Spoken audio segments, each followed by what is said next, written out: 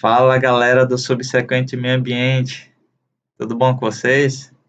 Professor Benjamin White aqui, apenas para fazer um curto bate-papo, porque eu sei que se for muito longo vocês não vão assistir até o final, sobre gestão de recursos hídricos.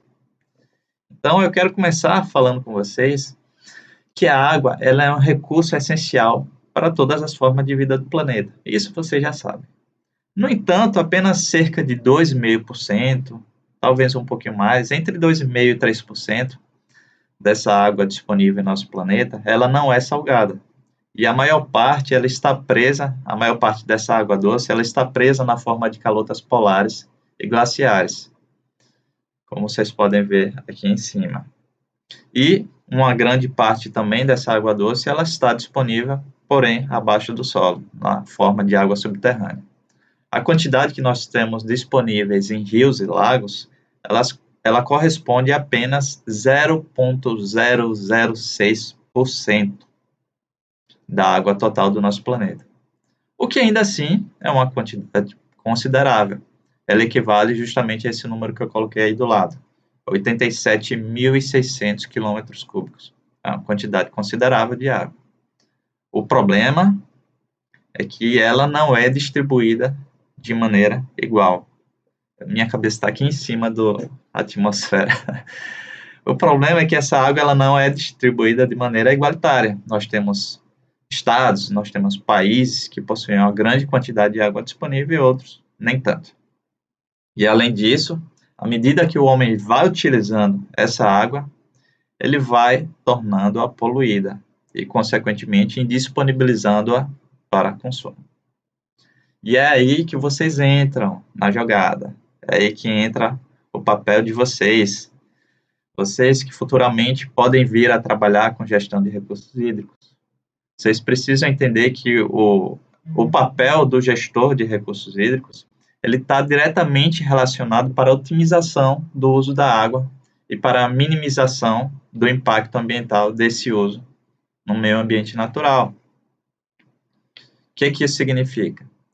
Significa que vocês precisam gerenciar esse recurso para uma utilização que tenha um mínimo de desperdício e para que essa utilização não gere um impacto ambiental muito grande no meio ambiente.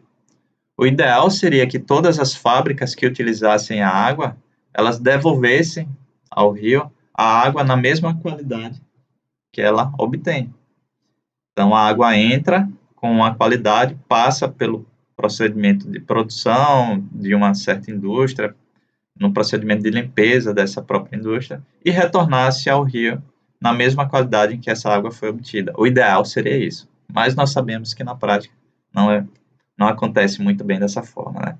A água ela chega numa qualidade razoável e acaba saindo do rio numa qualidade péssima, imprópria para qualquer tipo de uso, né? Imprópria para consumo, tanto humano quanto animal. Então, vocês futuramente podem vir a trabalhar com a administração de recursos hídricos. Vocês precisam entender que para esse gerenciamento ele ser bem sucedido, é necessário um conhecimento preciso dos recursos disponíveis. Então, você precisa saber exatamente qual que é a quantidade de água que está disponível. E, além disso, de que forma ela está sendo utilizada. Quem está utilizando mais, quem está utilizando menos. Quem está poluindo mais, quem está poluindo menos. Visando justamente o delineamento de políticas públicas que visem o estabelecimento das diretrizes gerais de uso. Então, se eu tenho uma certa... tenho algumas indústrias que poluem bastante a água, que utilizam muita água e poluem bastante, eu posso adicionar um valor X para cobrar esse uso da água, para justamente depois você pegar esse valor e aplicar em medidas de tratamento dessa água. E um outro ponto que eu quero conversar com vocês é que essa questão da utilização da água, né, ela é bastante complicada, não é tão simples assim. Por quê? Porque as fontes de água elas podem percorrer diversas fronteiras, podem percorrer fronteiras municipais, fronteiras estaduais, até mesmo fronteira entre distintos países. Por isso a importância de se trabalhar com a bacia hidrográfica como unidade territorial, e não com limites geográficos municipais ou estaduais. E é por isso que justamente na Política Nacional de Recursos Hídricos, que é a Lei 9.433, de 1997, ela considera a bacia hidrográfica como a unidade territorial para a implementação da Política Nacional de Recursos Hídricos e a atuação do Sistema Nacional de Gerenciamento de Recursos Hídricos, visando assim um melhor manejo da água e, consequentemente, seu uso de forma sustentável. Então, você vai gerenciar esses recursos hídricos a partir de sua bacia hidrográfica, e não pegando os municípios ou pegando os estados em que esse rio percorre. Você vai gerenciar de maneira integrada. Então,